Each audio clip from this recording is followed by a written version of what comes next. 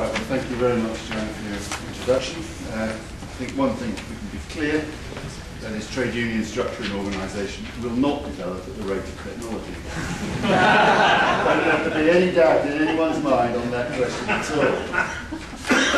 I've agreed a broad division of labour with Roger, and according to that division of labour, I have three initial points to make on the topic of trade union structure.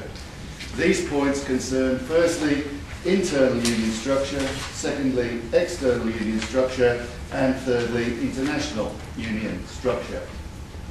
One assumption underpins my contribution in each of these areas, and that is trade union structure and purpose are, or more correctly, should be, intimately connected.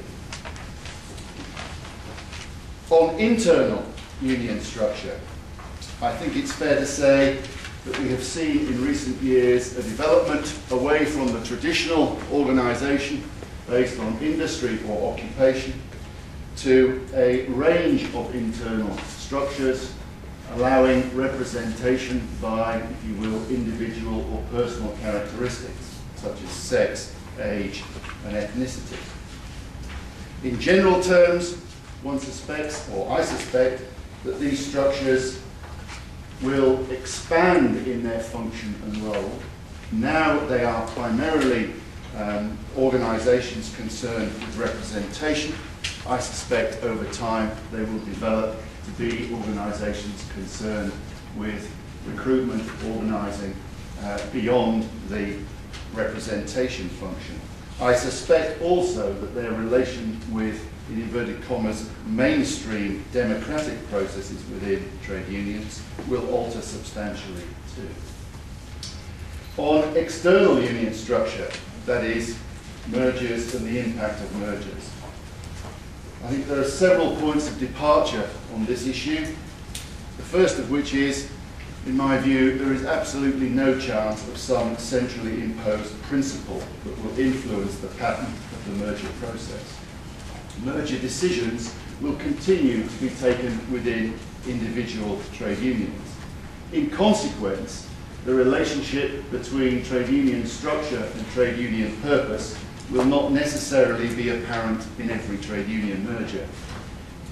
But what we can say is that as long as bargaining in the private sector remains at company level, it is clear that most unions will have a number of potential merger partners to pick from should a decision to merge be taken. It's also clear that the number of unions will continue to decline. In this regard, I'm arguing in practice that there will be more of the same. Where I think I can be more certain of change is in the area of the relationship between affiliated unions and the TUC.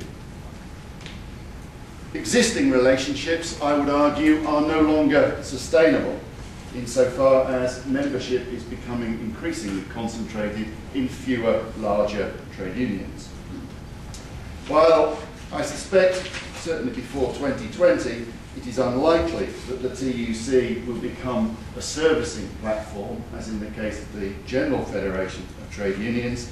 What I am pretty clear on is that the existing constitutional relationship between the TUC and affiliated unions will have to be revised substantially if the TUC is to accommodate these fewer, larger unions in which membership is increasingly concentrated. On international structure, at the moment the position is that the European Trade Union Confederation primarily undertakes a political role, that is, a role vis-à-vis the European Commission, European Parliament and other European institutions. This concentration on a political role has bolstered the position of national confederations within the ETUC. Between now and 2020, I think there is no doubt that there will be a wider range of bargaining functions conducted transnationally. The nature of that bargaining we can debate forever and a day, but the point is, I think there will be a wider range of bargaining functions conducted transnationally. The consequence of this, I would put, are twofold. Firstly, there will be deeper and closer links between unions from different countries. There may be federal structures, I don't know. I suspect the Nautilus example that we have is an exception insofar as Nautilus represents members in a very particular industry working in very particular circumstances. But it is not difficult to imagine that in other areas of transport, in other areas of the public sector, for example teaching, then you could imagine much closer links between unions, and you could imagine closer bargaining arrangements. A second consequence is that the role of European industry federations will be substantially increased if there is an increase in bargaining transnationally.